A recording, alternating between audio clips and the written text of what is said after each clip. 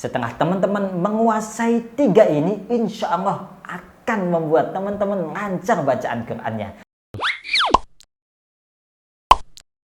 Assalamualaikum warahmatullahi wabarakatuh. Sahabat tajwid kita, kali ini kita akan bersama membahas tips buat pemula yang sedang mempelajari Al-Quran.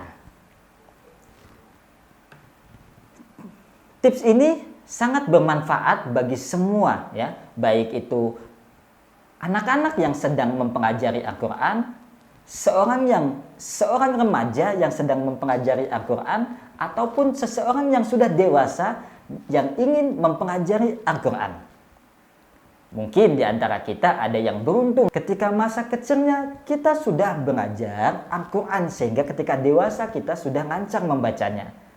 Tapi ada juga mungkin di antara kita ya ketika masa kecilnya belum beruntung untuk belajar Al-Quran sehingga ketika remaja ataupun dewasa baru mempelajari Al-Quran. Oleh karena itu, tips ini akan sangat bermanfaat buat sahabat tajwid kita yang sedang belajar Al-Quran. Meskipun sebagian kita ada yang menganggap bahwasanya belajar Al-Quran itu susah, hurufnya banyak, harokatnya banyak, membingungkan, hurufnya dempet-dempet dan lain sebagainya. Nah, itu ya bisa kita pelajari pelan-pelan dengan tips yang akan saya sampaikan. Tips yang pertama, dalam belajar Al-Quran kita harus mempelajari dasar dari Al-Quran itu sendiri. Dasar dari Al-Quran adalah huruf hijaiyah. Oleh karena itu, pertama yang harus kita pelajari adalah huruf hijaiyah. Ketika teman-teman sudah hafal, sudah bisa menghafalkan huruf-huruf hijaiyah, insya Allah akan mudah dalam membaca Al-Quran. Sebisa mungkin kita mempelajari dari huruf alif sampai huruf ya. Bahkan sebisa mungkin kita hafalkan itu sifat-sifatnya. Cara membacanya dengan baik, kita pelajari semuanya. Ketika kita sudah mempelajari huruf-huruf ini, insya Allah akan mudah. Maka dari itu ketika memulai belajar Al-Quran, usahakan mulai dari huruf hijaiyah. Tidak apa-apa, huruf hijaiyah dari A, Ba, Ta, Sa, ya, satu-satu, pelan-pelan, dikit-dikit, ya. Ketika huruf hijaiyah teman-teman sudah kuasai, baik bentuknya, bacaannya gimana, ya, sifat-sifat ketika mengucapkannya gimana, insya Allah nanti akan mudah. Ya, jadi teman-teman gak usah bayangkan dulu ingin membaca huruf yang gandeng gitu ya. Enggak, cukup satu huruf dulu aja pelajari. Nah, ketika satu huruf teman-teman sudah bisa, baru ditambah huruf gandeng ya. Baru kita mencoba baca 2 huruf. Ya, selanjutnya baru dicoba lagi 3 huruf. Selanjutnya 4 huruf dan seterusnya. Insya Allah teman-teman akan mudah dalam belajar Al-Quran. Tips yang kedua, setelah kita paham betul huruf-huruf hijaiyahnya, nah setelahnya baru kita mempelajari tanda baca yang ada di dalam Al-Quran. Tanda baca ini banyak sekali ya. Tanda baca ini seperti harokat, ya. Tanda baca panjang 6 harokat bagaimana? Ada tanda wakaf bagaimana? Nah, setelah teman-teman sudah menguasai huruf hijaiyahnya, baru teman-teman pelajari tanda baca yang ada di dalam Al-Quran. Insya Allah, tajwid kita akan menyajikan materi-materi tentang tanda baca di dalam Al-Quran. Jadi teman-teman gak usah khawatir.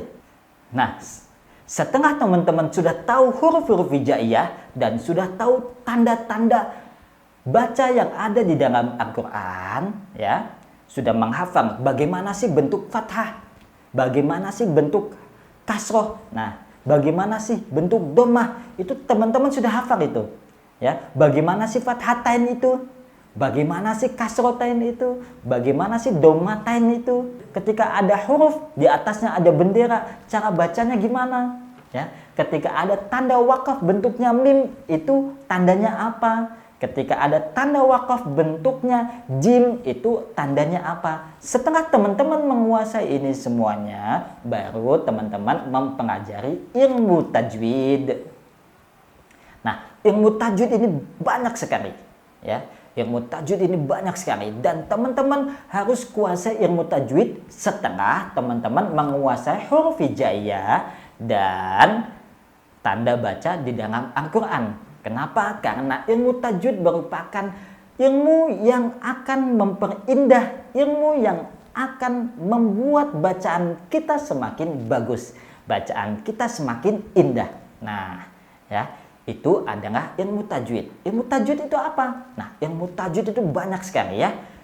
Pertemuan antara nun sukun bertemu dengan huruf-huruf hijaiyah, nanti cara membacanya apa? Nah, nanti dibahas di ilmu tajwid itu.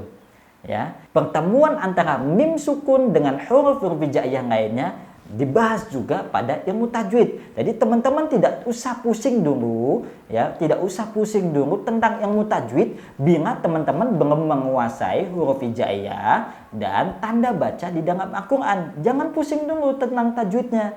Nah, bila sudah menguasai huruf-huruf hijaiyah dan tanda-tanda bacanya, baru kita pelajari ilmu tajwid. Nah, ilmu tajwid nanti akan kita bahas secara rinci pada materi selanjutnya.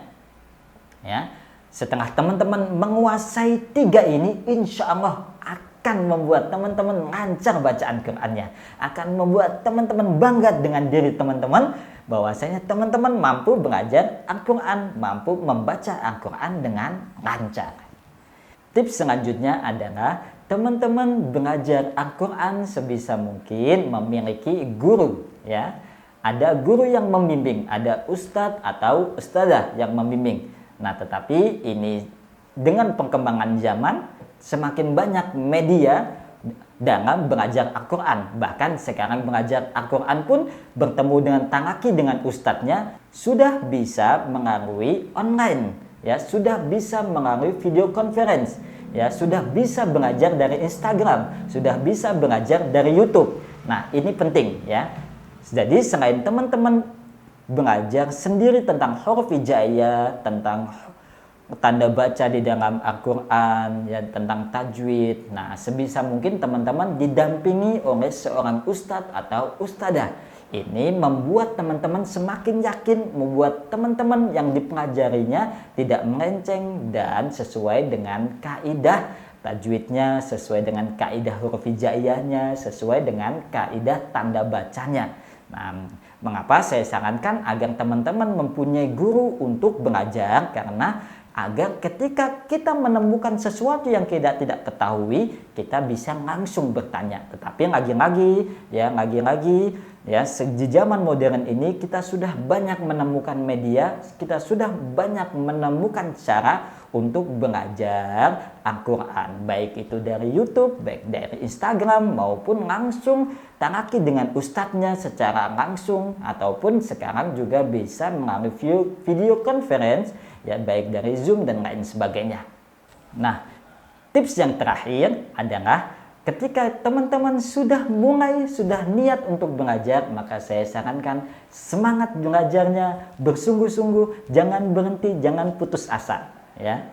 Meskipun teman-teman sudah bingung ketika baru pertama lihat mushaf itu, lihat huruf-huruf Al-Quran, Masya Allah, pusing sekali saya. Nah, jangan putus asa, tetap semangat belajar Al-Quran, karena ingat, Al-Quran adalah bekal kita di hari akhir nanti, bekal kita untuk menghadap Allah Subhanahu wa Ta'ala. Demikian saran kami, ya. Semoga bermanfaat. Terima kasih. Assalamualaikum warahmatullahi wabarakatuh.